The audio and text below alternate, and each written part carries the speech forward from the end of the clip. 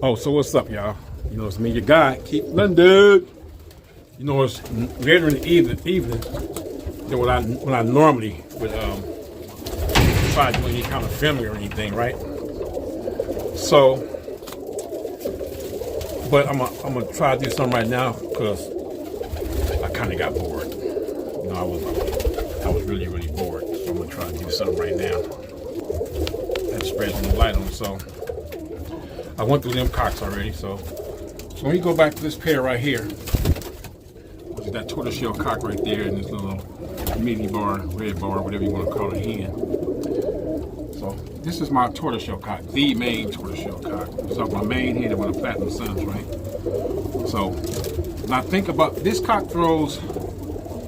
His input on that pair would be hard-working birds, fairly kid sensitive because he was really kid sensitive to one of the Lisa Project birds, which would be this bird right here, which is pretty kid sensitive as well. The difference is that those would be a little shorter.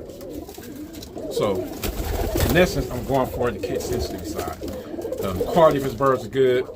Those are pretty good. So that's how I'm thinking.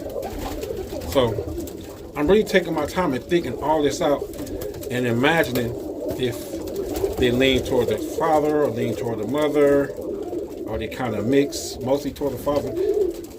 I weigh all that out, you know, when I'm deciding to make these birds now. The reason why I'm doing all this now, because now it's like a cross coming in with this one, this particular pair. And with this pair, it was like a no-brainer because I already been making these, which was this little hen here, right here.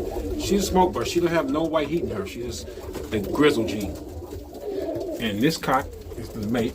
This little dun grizzle slash what you call ash red grizzle, whatever. It's a dun grizzle. We call it old school terms today. Dun grizzle, right there.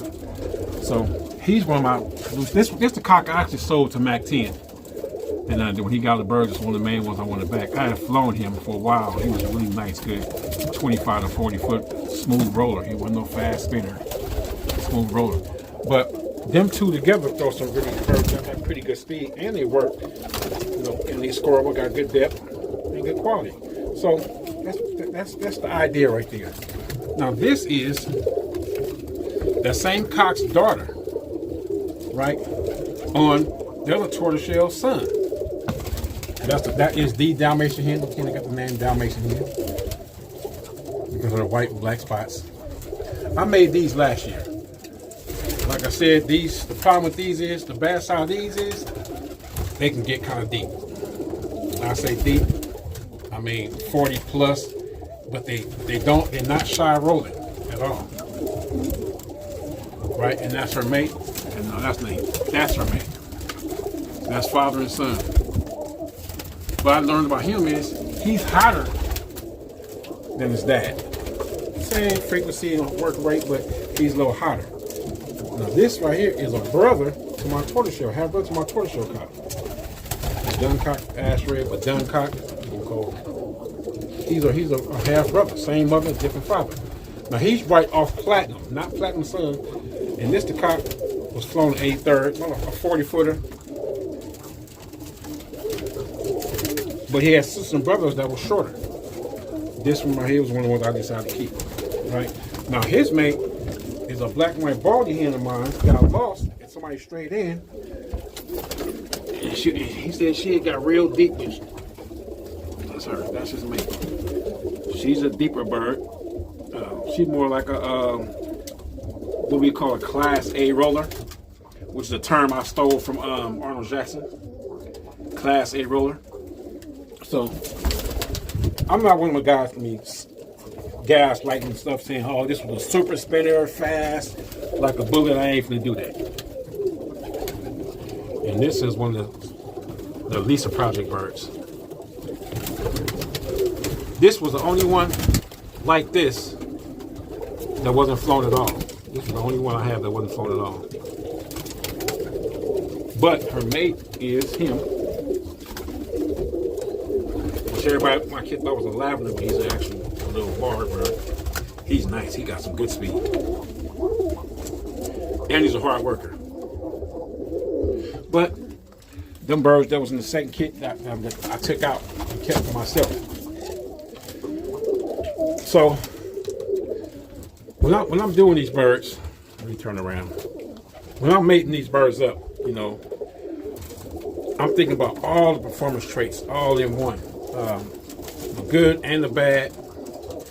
If there's anything bad, I try not to use any bird with any bad traits.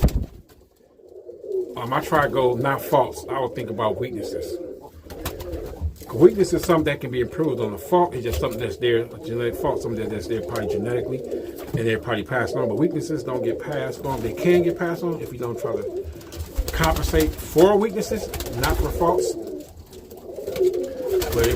But I'm not the one going to say that everything is perfect. Like some dudes make like, all right, let's take this perfect. Nah, people they gaslight themselves. They let them egos involved. That's what my birds ain't doing. I tell you, they ain't doing that. I ain't gonna.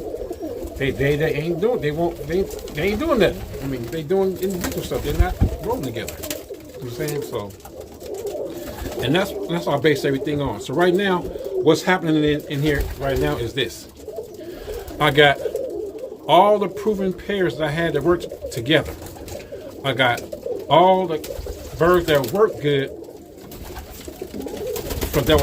from my main family back to other parts of my main family, whether it be Lisa birds or straight. Just the stuff that's been working or is thrown workers. If they've been working or they've thrown workers. That's the only birds I've been trying to work with. That's it right now. Not too many outside birds are in this equation, and they're not going to be in this equation. And there's some birds over here that actually work as far as the role, but it's a different gene pool that I built that I don't want to bring into this right now. I want to keep these same base type birds together because all these birds right now are all related, pretty close. But I got some more birds that's related, but they kind of a little different. They got a little edge of something else, a little edge of this, a little edge of that in them. So, and there's some parts of that stuff I don't want in my birds right now. Not this generation. Maybe next generation or the next year or later on this year, but some not in there.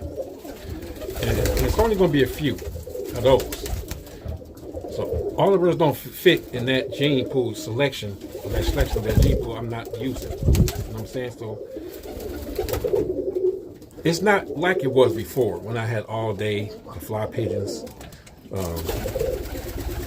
I was self-employed and my job was literally at the end of my block. So I can let my birds out and go back to work and still be at work and still watch the birds. So it's not like that right now. So I got to be very, very selective what I do. Very, very. So now I bring the South African birds and I just wanted to see. It was just, let me see what happens. I was like kind of impressed at the first ones. And they went into the best of my birds. They went to some good ones, not to the best. So I said, let me try to put these to some of the best producers. You know what I'm saying? The best ones. And that's what I did. So. And that's where I am right now. And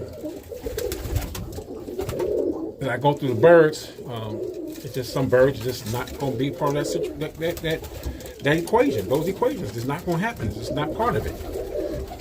No matter how good they are, but I don't open the gene pool up no more. You know what I'm saying? So there's some birds that's selected for this gene pool, and they're gonna get their chance. They're gonna get their day to see what they can do. They're gonna get their year to see what they can do. And as far as the ones that don't work, I just set them to the side. I guess a few of them over there. I mean, I know which ones there. I can go through them, and they're just not gonna be here. This one hen, she comes. It's a hen from Mike Walden. It's a hen from Rick Shaney. Those two hens will definitely get apart. They already showed they can produce really good with take that back. One that shows she can do real good with the family. You know what I'm saying? I know for a fact she's a frequency bird. That's what's going to be her job. She's a frequency bird. Make birds roll more regularly. So, but they seem like they've been a little short. But I'm not really worried about that part. But she will get another chance. She will breed. They both were breeding here. Now. And those are probably the two only outside birds in here as far as hens. I had another hen that came from Mike Warner. She died. It was a black. She wouldn't lay anyway. She wouldn't lay. I tried everything. She wouldn't lay. She wouldn't lay for other people. So I threw her in the kit box and she died. So, oh well. Now, I'm not going to use, there's some birds from Bill Watson in here. Me personally, I'm not going to use them. Because I'm not putting them in my gene pool. But my club members and people like that have some of them. Friends have them. I'm going to leave it like that. There's some guys that was his friends that asked about a couple. If my club, my friends and stuff not using them, they're welcome to come get them. It's like 4 hens in here right now. They can come get them today. They can come get them tomorrow if they want to. I think it's 4. It's 3. There's 3 of them. Take that back. There's 3 in here right now. Yeah, they can take them. They come get them. I'm not going to do nothing with them. So I wasn't going to go in here, but I am going to go in here. I wasn't going to go in here. I am going to go in here. So that's the rotating hen right there. She's one of the ones I'm definitely going to try. And this is the white one. And those 2 hens, the only 2 outside hens that will get home with me. But this is South Africa. So I'm not doing that part. So that's not even a question, right? So if I start from left to right, I'm going to use all of them 3 definitely. That one, that's actually a kit bird that just real in bad shape. I'm trying to let it sit here and let them feathers grow out. I'm going to use that one. Going to use that one. No, not mine. Yes, no, yes, no, no, not mine. No, yes, yes, no. So it's not the many left in here. That bird in the corner is a kit bird. It's got bird feathers back in. That bird right there in the corner, another kit bird. I'm putting her back in the kit. And everything else is not even mine. Those 3 browns. So, but I'm not going to be using all of them. Even though this hen does produce really good. I got some really good ones off her. She would be a question, but as of right now, she's a no. You know what I'm saying? So, and I know that. This is a kit bird also. She pretty much got her feathers pretty much back, so she'll be going back in the kit box. So it's like 4 of them that can go back to the kit box. Nice birds, they not for anything. I don't need them in here. So now if I go to the cock side,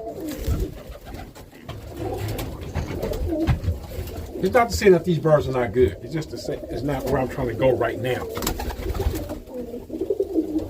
So that's something Dalmatian. He's a yes. That's one of my old breeders. He's part of the program. He can fit, but I don't have to have him. I have to have him. The G Wheel cock will get his chance. Old Smoke. Nope. Nope. Nope. Not mine. Yes, but later on. Yes, later on. Yes, next year. Bruce Hall. Yes, later. So them cocks and I'm gonna take out. Some of these young birds gonna take their place. Definitely this one and this one. Kit bird from the kit. No, that came from the brown kit, but it's off of him. And that's the brown bird. So anyway, now all these birds on the ground, and none of them yet, except for that one right there, he'll be a yes, but it's off my hand and one of Bill's cocks. But right now he'll be a yes. I don't know when. If he'd been flown here, he'd be in the kit box right now. And blue birds a yes. Lavenders a yes. Silver, we call it. This red checkers a yes. My club member up here with me, he'll be a yes. But shooty bird, they're already replacing somebody. Just got to get my last few rounds off of them. So when I look at these birds, I'm trying to figure out what can they really contribute for real. Oh man, this is to be the hard part. You don't know until you actually breed them. So based off performance and parents and grandparents, what genetic traits are there, which ones you think they lack, you think it'll help you move forward or backward. I look at these birds. I look at these birds over and over and over. Worst case scenario, what could it be? Best case scenario, what would it be? know what I'm saying? I actually think about that. Bird after bird after bird after bird. Just by considering their performance traits, their sibling performance traits, and their parents' and grandparents' traits. I think about all that. If I lived in a perfect world, you know, where I can just fly and pick the best out the air, it'd be so simple. But I don't have that luxury. I keep telling everybody I don't have that luxury. And the people that was here and I flew for the National this year got a chance to see how bad it get. I mean, during the fly, 30, 40 people in the front were watching the kit go up. And they see the festivities of the Hawks. Literally. 2 or 3 Coopers diving on the kit at the same time. 2 Coopers on one specific bird. They catch a bird, fight over the bird. I don't know if they took it away or what. I don't know what happened to the bird, but I didn't get it back. A falcon hitting the kit, a falcon above the kit, red tail diving through the kit. All this happened in one fly. And the bird still managed to score. I don't even know how they did, but they managed to score some points. This is the cock. Could be a good cock. Probably could throw some really good birds, but I already got the program preset, so he'll probably not be used because he's taking the gene pool away. He's not tightening up. He's going away with this one. And this one really, but since it was once Bill had him, keep that one. I don't have that one. And the pair that made this one is still down. You know what I'm saying? That pair is breeding right now to this day. So I can actually go pick another one. You know what I'm saying? So with all that being said, that's all I'm doing for right now. And this will be Roller Chronicles number 5, part 2. So you know what we're gonna do, right? It ain't changed. We're gonna select, we're gonna breed, we're gonna fly, we're gonna select again, and we're gonna repeat. Keith London, KL Things Roller, Tender, and Roller Chronicles out. Peace.